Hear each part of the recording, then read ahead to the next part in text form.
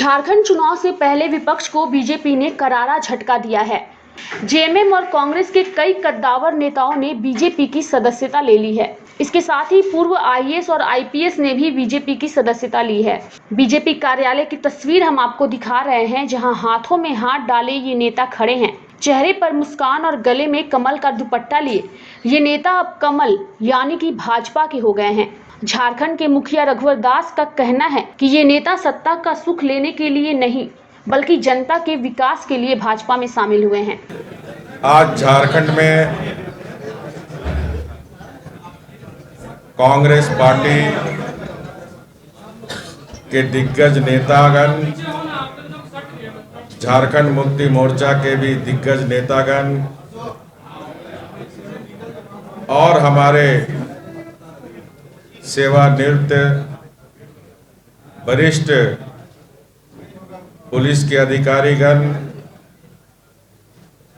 सेवानिवृत्त वरिष्ठ आईएएस के अधिकारीगण आज भाजपा परिवार में शामिल हुए।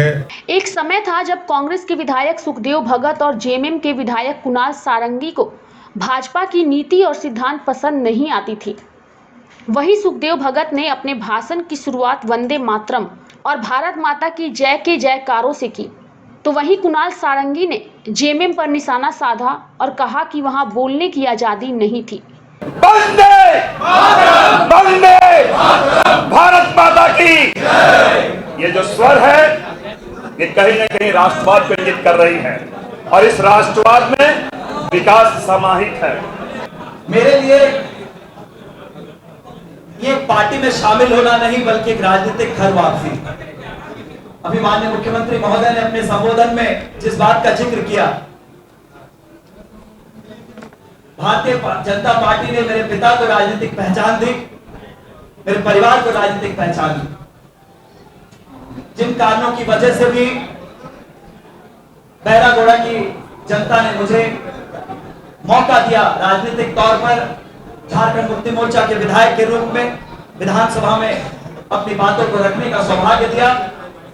मैं निश्चित रूप से झारखंड मुक्ति मोर्चा के कार्यकारी अध्यक्ष आदरणीय हेमंत सोरेन जी का आजीवन आभारी रहूंगा कि उन्होंने मुझे मौका दिया आकर बैरागोड़ा विधानसभा की बातों को विधानसभा में रखने का। चुनाव से पहले भाजपा ने विपक्ष को बड़ा झटका दिया है, जिसके बाद जेएमएम ने सख्त प्रतिक्रिया व्यक्त की है। पार्टी ने कहा कि भाजपा को इसका खामियाजा भुगतना होगा। जिनके पिता गुरुजी के सहयोगी रहे हैं, झारखंड के बड़े आंदोलनकारी नेता रहे हैं, उनके पुत्र होने के कारण उनके निधन के बाद न केवल उनको चुनाव लड़ने का भी मौका दिया गया था, वरन पहली बार चुनकर आने वाले उपचुनाव में किसी प्रतिनिधि को मंत्री तक बनाया गया। हमारे जो दूसरे विधायक छोड़कर गए, उन्होंने जब बैरागोड़ा से चुनाव लड़ने की इच्छा व्यक्त की, हमारे पार्टी के सदस्यता के लिए आवेदन दिया,